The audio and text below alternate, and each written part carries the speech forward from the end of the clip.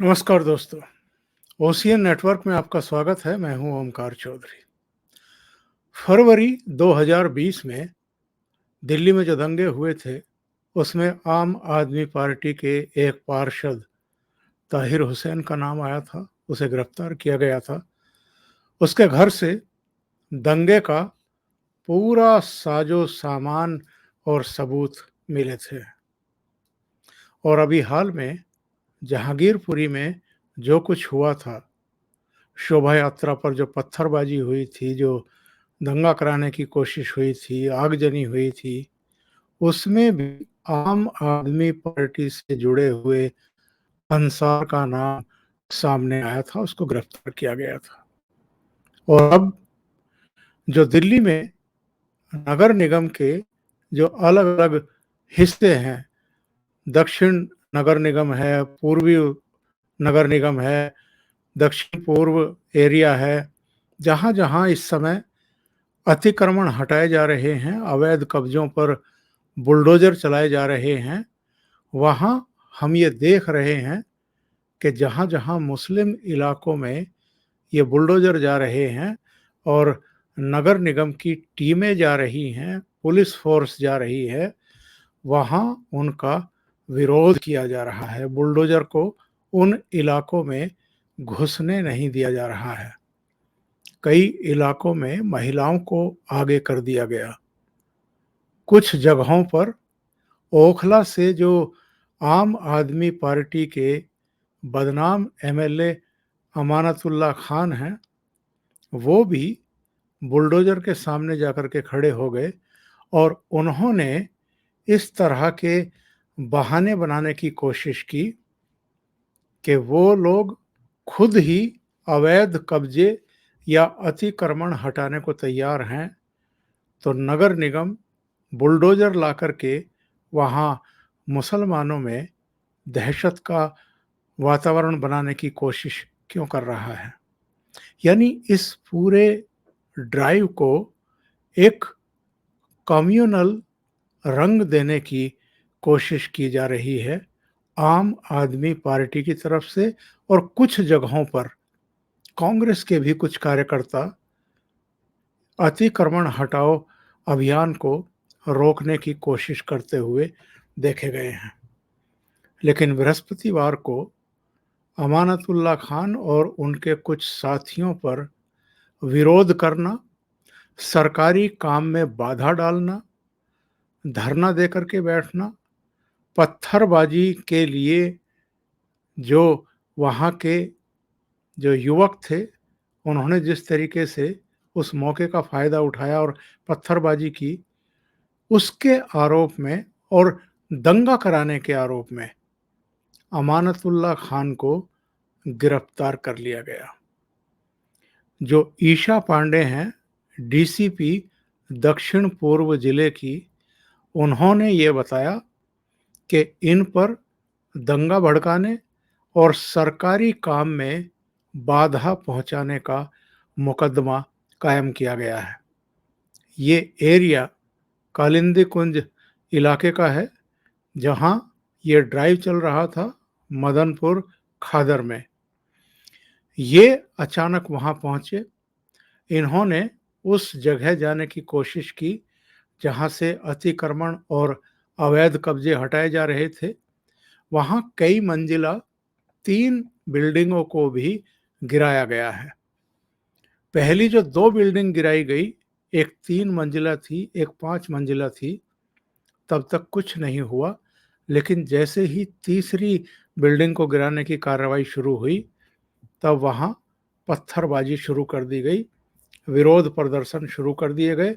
200-300 की भीड़ वहाँ आ गई और इसके कुछ ही समय बाद अमानतुल्लाह खान भी मौके पर पहुंच गए। उन्होंने हंगामा करना शुरू कर दिया। पुलिस से भी, नगर निगम के अधिकारियों से भी जवान लड़ाना शुरू कर दिया। उनको शुरू में समझाया गया कि आप यहाँ से वापस चले जाइए, नहीं तो आपके लिए दिक्कत होगी, आपके खिलाफ सरकारी काम में बाधा डालने का मामला दर्ज किया जाएगा और आपको गिरफ्तार भी किया जा सकता है। लेकिन जब ये धरने पर बैठ गए और तीसरी बिल्डिंग को गिराया जाने लगा, जो अवैध निर्माण के लिए ये कार्रवाई हो रही थी, तब वहाँ पत्थरबाजी शुरू कर दी गई।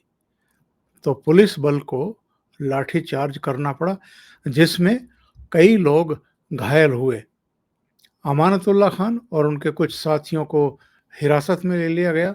इनको कालकाजी थाने ले जाया गया और देर रात ये जानकारी मिली कि इनको कोर्ट में पेश किया गया और कोर्ट ने पत्थरबाजी, दंगा भड़काने, दंगा कराने और सरकारी कामकाज में बाधा पैदा करने के आरोप में इनको 14 दिन के लिए न्यायिक हिरासत में भेज दिया, यानी जेल भेजने का आदेश सुना दिया।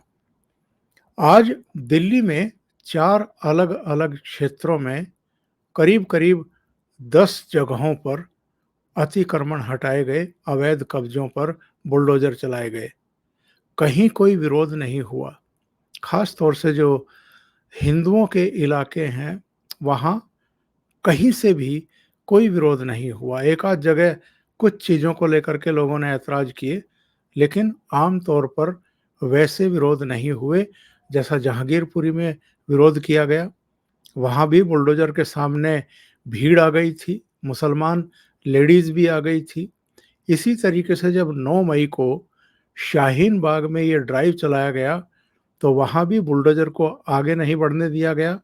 वहाँ भी ये अमानतुल्लाह खान और कुछ मुस्लिम चेहरे आ गए, जिनको शायद आगे जाकर के एनडीएमसी का चुनाव भी लड़ना होगा। अलग-अलग पॉलिटिकल पार्टियों से वाबस्ता लोग भी पहुँच गए और उन्होंने अच्छा खासा सीन क्रिएट करने की कोशिश की।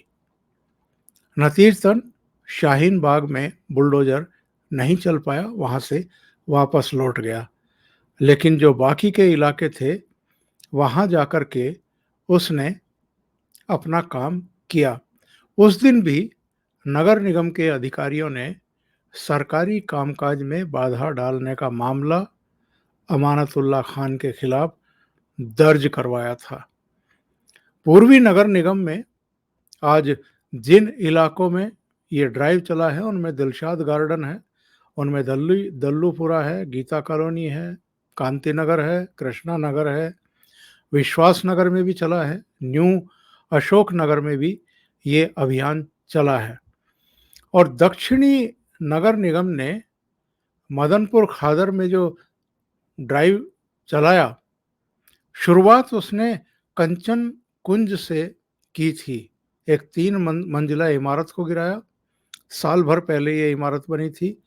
एक 5 मंजिला इमारत भी गिराई गई और जब तीसरी इमारत पर बुलडोजर चलाने का काम शुरू किया गया, तब ये विरोध शुरू हुआ और ये तभी अमानतुल्लाह खान भी वहाँ पहुँच गए।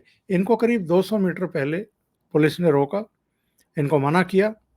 बैरिकेड भी वहाँ लगाए गए थे ताकि कोई जहाँ कार्रवाई हो रही है उस जगह पर ना पहुँचने पाए, लेकिन ये जिद पर अड़े रहे। 20-22 मिनट तक बहस करते रहे, फिर वहीं धरने पर बैठ गए और इसी के बाद वहाँ पत्थरबाजी का काम भी शुरू हो गया और पुलिस को जाहिर है बल प्रयोग करना पड़ा, लाठीचार्ज करना पड़ा। इसमें कई लोग घायल भी हुए हैं। दक्षिण नगर निगम ने धीरसेन मार्ग, इसके अलावा जो इस्कॉन मंदिर के आसपास का इलाका है, कालका देवी मार्ग पर उसके आसपास, चिराग दिल्ली का जो गांव है वहाँ, Savitri Nagar, Khayala, NB block, DDU camp, Mahatma Gandhi camp, इसके अलावा पश्चिमपुरी में जन्माष्टमी पार्क, विष्णु गार्डन में चांदनगर रोड, इन सारे इलाकों में सागर नगर नाले के पास भी, सागरपुर नाले के पास भी ये ड्राइव चलाया और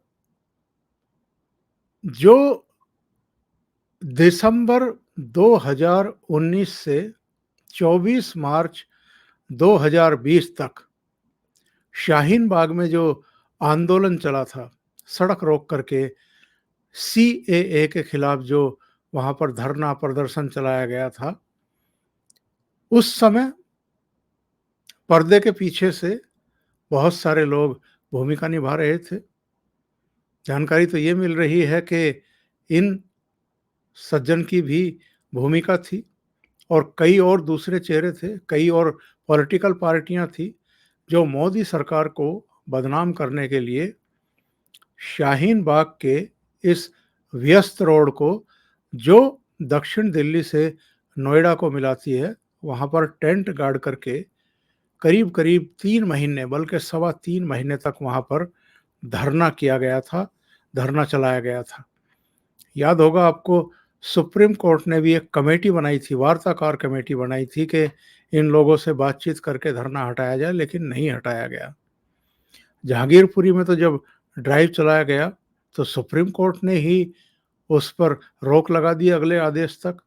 ये लोग तो शाहीन बाग का मसला लेकर के भी पहुंच गए थे। सीपीआईएम के एक नेता पहुंच गए थे तो उनको सुप्रीम कोर्ट से फटकार पड़ी, क्योंकि जहांगीरपुरी में जिस तरीके से अतिक्रमण हटाने का जो अभियान था उसको सुप्रीम कोर्ट ने रोका था, उसको लेकर के बहुत सवाल खड़े हुए थे कि सुप्रीम कोर्ट ने ये हस्तक्षेप क्यों किया है। जो भारतीय जनता पार्टी के विरोधी हैं, उनका कहना है कि साहब, दिल्ली में ये सब अभियान इसलिए चलाया जा रहा है ताकि अभी से हिमाचल प्रदेश और गुजरात में जो विधानसभा के चुनाव होने हैं उसके लिए एक माहौल बनाया जा सके, हिंदुओं का ध्रुवीकरण किया जा सके। जबकि हकीकत ये है कि ये जो ड्राइव चलाए जा रहे हैं, ये ना हिंदुओं के इलाके को देख रहे हैं, ना मुसलमानों के इलाके को देख रहे हैं, ना हिंदुओं के अतिक्रमण देख रहे हैं, ना मुसलमानों के देख रहे हैं। वो चाहे जिसके भी हैं, अगर अतिक्रमण हुए हैं, अगर अवैध निर्माण हुए हैं, तो उन पर बुलडोजर चल रहा है। लेकिन देखने में ये आ रहा है कि जहाँ-जहाँ मुस्लिम आबादी ज़्यादा है, वहाँ इस तरह के नेता, अमानतुल्लाह खान जैसे नेता पहुँच कर के सरकारी कामकाज में बाधक बन रहे हैं। बल्कि जो कुछ बृहस्पतिवार को हुआ है मदनपुर खादर में, वो तो पूरी तरीके से कानून व्यवस्था को अपने हाथ में लेने का मसला है। अगर पत्थरबाजी हो रही है, अगर दंगा कराने की सिचुएशन पैदा की जा रही है, इसका मतलब साफ है कि नीयत कुछ और है और अपनी नेतागिरी भी चमकानी है। तो आम आदमी पार्टी से जुड़े हुए लोग ही बार-बार ये टेंस सिचुएशंस क्यों क्रिएट कर रहे हैं। चाहे दिल्ली दंगा हो जिसमें ताहिर हुसैन, चाहे जहांगीरपुरी का उपद्रव हो, आगजनी हो, पथराव हो, उसमें भी अंसार और अब ओखला के एमएलए, जिनको आज कोर्ट ने अल्टीमेटली दंगा कराने, पत्थरबाजी कराने और सरकारी काम में बाधा डालने के आरोप में गिरफ्तारी के बाद जेल भेजने के आदेश दे दिए हैं। ये आम आदमी पार्टी के नेता ही क्यों सामने आ रहे हैं और बार-बार इस तरह की सिचुएशन क्रिएट कर रहे हैं, ज़रा सोचिए। अभी के लिए इतना ही। बहुत-बहुत धन्यवाद। अगर आपको ये चैनल और इसके कंटेंट पसंद आ रहे हैं तो लाइक करें, कमेंट करें, वीडियो को शेयर भी करें। अभी तक अगर आपने ये चैनल सब्सक्राइब नहीं किया है तो सब्सक्राइब कर लें और साथ में लगे बेल आइकॉन को दबा दें, ताकि आगे आने वाले वीडियो और उनके नोटिफिकेशन आप तक पहुंचते रहें। बहुत-बहुत धन्यवाद। नमस्कार।